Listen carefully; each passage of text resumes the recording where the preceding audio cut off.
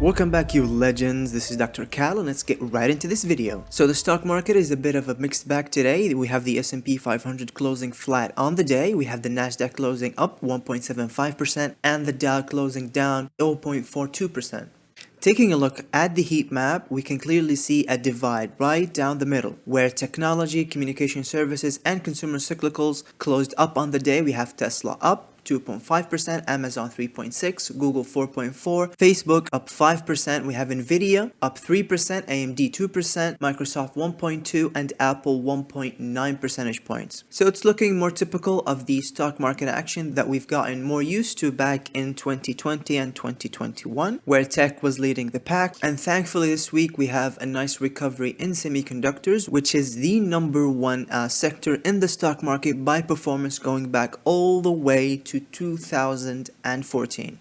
And now let's take a look at the different sectors. We have communication services leading with 2.8% in the green, consumer cyclicals up 2.2%, and technology 1.4%. Healthcare, real estate, defensives, and financials closed roughly flat on the day. Industrials were down 1%, and leading the laggards were energy down 4.2 percentage points, utilities down 3.2%, and basic materials down 2.8%. There's a very good reason for the divide today, guys. We actually saw significant declines in the 10-year yield, and this is exactly why we're seeing this bifurcation in the market where technology is going up and energy, basic materials, as well as utilities are going down. In fact, I talked about the 10-year yield going down right here when we had this rejection candle. In fact, if you go and check my previous videos, I was talking about how this rejection candle is very critical because it occurred at the 9-day moving average in a bearish context where we had a flagging pattern where we went down, flagged, went down, flagged, and then we went down again. There's still more downside, in my opinion, in the 10-year yield, where we could possibly see the 10-year yield test the 2.75 level again, all the way down to 2.7%. Generally speaking, this is good news for tech stocks because tech stocks go up when the yield is going down. However, if the yield continues this precipitous fall and breaks this support right here, we could in fact see an inversion of the yield curve. And as we all know, guys, an inversion of the yield curve is a predictor of recession with 100% accuracy. In fact, guys, what I was afraid of has actually happened. Right here we have an article from CNBC that came out today. Bonds flash recession warning light as key part of the yield curve inverts again. The key part that they're referring to, guys, is the 10 to 2-year yield. Right here, the curve between the 10-year treasury yield and the 2-year yield has become inverted, meaning that the 2-year is now higher than the 10-year. Let me show you that on this chart right here, guys. I have the 10-year treasury yields divided by the 2-year treasury yields, and this gives us this yield curve right here. So what has actually happened is that we had a second inversion this year. We had the first inversion right here in March, and then we had the second one today. And where does the inversion occur? It occurs right here at the 1 reading. So whenever we go below this line, we have an inversion. The last time prior to this year that we had an inversion of the yield curve, it was right here, guys, in 2019. And in fact, we ended up with the 2020 recession, that 2020 crash. Prior to that, if we go back all the way to 2017, look at that. The yield curve inverted just before the 2018 housing bubble burst and that huge recession that we had. Then again, right before the dot-com bubble burst. So as you can see, guys, this has been a consistent signal with 100% accuracy in predicting recessions. And now it has in fact inverted twice. So this is a huge red flag, guys. And in fact, guys, I believe that many of you believe that we've already entered a recession, and I would in fact be on the same camp. I think we're already in a recession, and I'll be making a video to explain why and exactly when to exit the market for the second leg down, the second crash. That's going to be significantly worse than what we've seen so far this year. Now let's take a look at the daily chart for the S&P 500.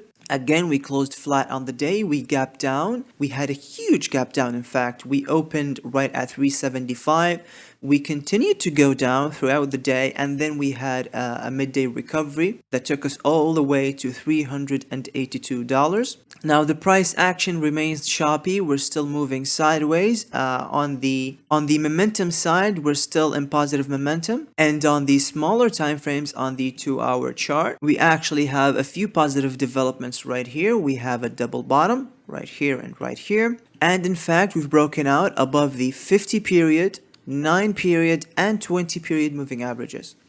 So these are all big check marks, 1, 2, 3. And so the prospects of closing this gap right here at the $400 level remain pretty high. Now let's jump into the Qs. This is the daily chart of the NASDAQ ETF. And look at this absolutely massive green candle. Again, this was all due to the calming down of the 10-year Treasury yield. We remain in positive momentum on the MACD. This double bottom formation on the NASDAQ is still in play with the positive divergence on the MACD.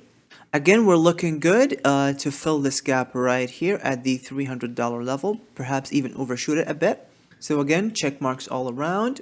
Moving over to the Dow Jones Industrial Average, the Dow Jones looks significantly weaker, and that's because larger components of the Dow include stocks in the industrials, energy, and basic materials sectors, which have all gone down significantly today. And in fact, guys, this is very typical of trading around recessions. During recessions and just before recessions, we tend to see this. We tend to see the Qs outperform the Dow.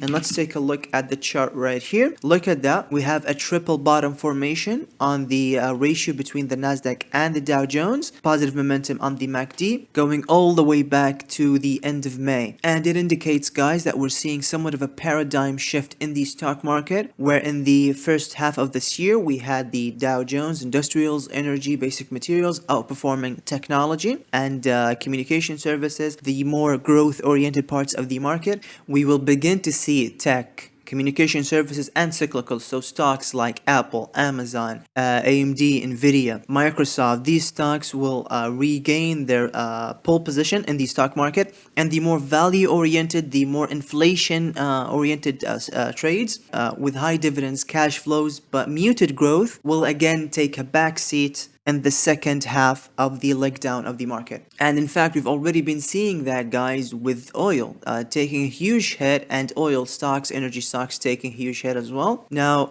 if we take a look at oil right here, we had a couple of significant rejections once here, and in fact, I talked about this in a previous video, and then again right here. And in fact, I drew this line right here to measure out the full measured move to the downside, where we had this small rally here take us all the way from $110 to $120, and now a full measured move to the downside will take us down to around $100 again. Okay, and I talked about this tombstone formation that we had and how a break below this neckline right here would take us down, and in fact it played exactly as we thought it would, guys. So again, I don't expect any bounces in energy until we see oil hit the $100 again. This level will be critical because we had so many reactions here, so a break of the $100 a barrel price level on oil would be very significant and will likely take us all the way down to 85, where we had this previous resistance right here. And as we know, on the way down, previous resistance levels become support. And again, if we break this level, next leg down would take us all the way to about $77 a barrel. Now let's take a look at the VIX, guys. The VIX continues to go down. We had this breakout right here outside of this descending wedge. Now the breakout has completely reversed and went back, so we're forming a double bottom right here. We could still see volatility go all the way down to the 200 period moving average right here, and that would take us to about 24 on the VIX. This might be a very key level to look at for the next leg down in the market. We might continue to see the VIX go down as the NASDAQ leads again, okay, for about a week or two, and then we'll see what happens from there, because we will have loads and loads of earnings come in starting in the middle of July and going all the way into the to the end of August. And these earning seasons, guys, tend to be very, very, very choppy. So if you want to play the long side, personally, I'll be looking at exiting my positions probably next week, right around that mid-July. And it's because of this, guys, seasonality. Seasonality has been very helpful this year in plotting out entry and exit points in this extremely volatile market. So we had a bottom right here at the end of June, and now we're rallying slightly. The rally tends to last until about the middle of July. Again, when we start to see those earnings figures come out, I expect earnings to be subpar, and I expect, in fact, guidance to be absolutely atrocious. I mean, we've already seen Micron last week guide down by $2 billion. They guided down from about 9 billion to 7 billion in revenue. In just one quarter, their revenues were cut by about 20%, which is absolutely insane. So just like what we saw back here in April, guys, I don't expect seasonality to play out as expected in August, just like what happened in April. In April, we were supposed to have this beautiful rally, and what ended up happening is that we had a huge sell-off in April, and then again, I expect the same thing in August. I don't expect the second leg of the rally to occur. I expect the sell-off to continue well into the end of September and the end of October. And again, it's all due to the earnings that will come out and the revisions in the earnings. I just wanted to show you guys what happened in April right here. At the beginning of April all the way to the end of April, we had an absolutely humongous sell-off. We went down by 10% in a single month in what otherwise was supposed to be one of the best months in the year seasonally. And so let's quickly jump into the semiconductor index, the SMH. I just want to take a look at this chart today to see if we would see a bounce like what we normally would see when we're this far away from the resistance channel that I've drawn up, and we're about 18% away from the border of the channel. I do expect a bounce. Again, we're sitting at very critical levels here, guys, with Nvidia and AMD trading outside of their long-term channels. This channel border goes all the way back to 2015 on Nvidia, and the same thing with AMD. This border channel goes all the way back to the middle of the last decade. And this is a bullish development, thankfully. So we shot outside of the channel and we're shooting back in very quickly. This huge bullish engulfing candle on AMD and on Nvidia is a very, very bullish development. So thankfully, it does look like this channel will hold. And again, this resistance channel, guys, we've tested it once, twice, 3 times, and then 4 times in the past 6 months. So I'll be looking at a touch of this channel right here in the upcoming couple of weeks to reposition myself into the short side. Again, right ahead of those earnings coming out in the middle of July. And now let's take a look at a very important chart right here, guys. The semiconductor index divided by the NASDAQ. So this is a ratio chart. Now remember, the semiconductor index is the best performing index of the stock market and has been now since 2015, guys. But again, pullbacks in this sector are healthy, and we've had plenty of pullbacks in the past. And so I do expect another pullback to take us all the way to the 200 period moving average right here. And in my opinion, that would be an absolutely great spot to go long on your favorite semiconductor stocks. Mine tend to be Nvidia and AMD, which have actually given us some of the best returns in the stock market. Again, going all the way back to 2015. I just have a few more charts that I want to show you guys. Let's take a look at Tesla. Again, right here, we're making higher lows and lower highs. So we're coiling right here. We still have this gap right here at the $850 level. So if we see a healthy rally over the next couple weeks, we might see Tesla go all the way up to 850 to fill this gap right here. And if we end up seeing an absolutely insane rally, we in fact might see Tesla go all the way up to $1,000 to test this resistance line for the 4th time, because we've had a test once, twice, 3 times, and this would be the 4th time. Now, I would not necessarily hold my breath if I was trading Tesla. I would be more conservative. I would be looking at realizing this gain right here at $850, and that would be in fact a pretty nice gain and probably a good place to look at the other side, at the short side of the trade. Now let's jump into Amazon. Again, we have a triple bottom formation with the price action getting more and more compressed. We have positive momentum on the MACD. We have several bottoms right here. and then we have this descending resistance line. If we break this line, we could very well see Amazon go all the way back to the $135 level right here to close this gap. The last two charts I have for you guys are GameStop and AMC. Now let's take a look at GameStop.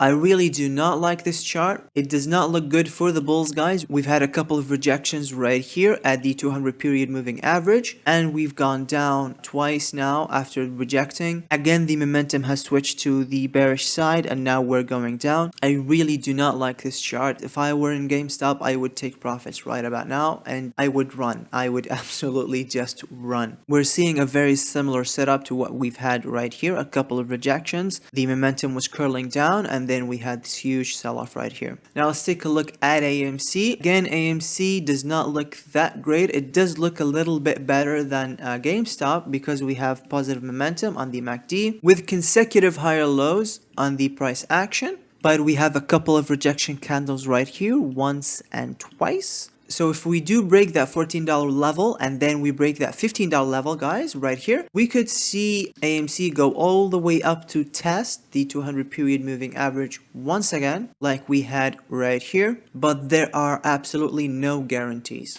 One last thing right here, guys, that I want to show you is the economic events that we have coming up this week and next week. So this week, we have the FOMC minutes coming out tomorrow. So expect some volatility tomorrow. But I actually expect the market to rally off the FOMC minutes.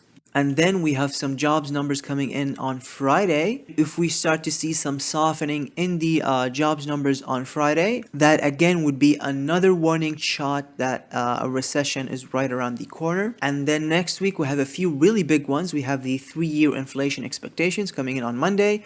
On Wednesday we have the consumer price index. And then on Friday, we have the retail sales and the consumer sentiment index and the 5-year inflation expectations. So a lot of data coming out next week, and the market could decide to sell off on any one of these. If we see another spike in inflation, we could sell off. If we see a spike in inflation expectations, we could sell off. If we see retail sales significantly weaker than expected, we could sell off. If we see the 5-year inflation expectations and the consumer sentiment index coming in worse than expected, again, we could sell off. Remember, guys, we are in a bear market. Really, any pops in the market should be traded very tactically to the upside, and then we should switch right back to the bearish side. That's all I have for you today, guys. Thank you so much for watching, and I'll catch you in the next one. Bye-bye. Oh, wow.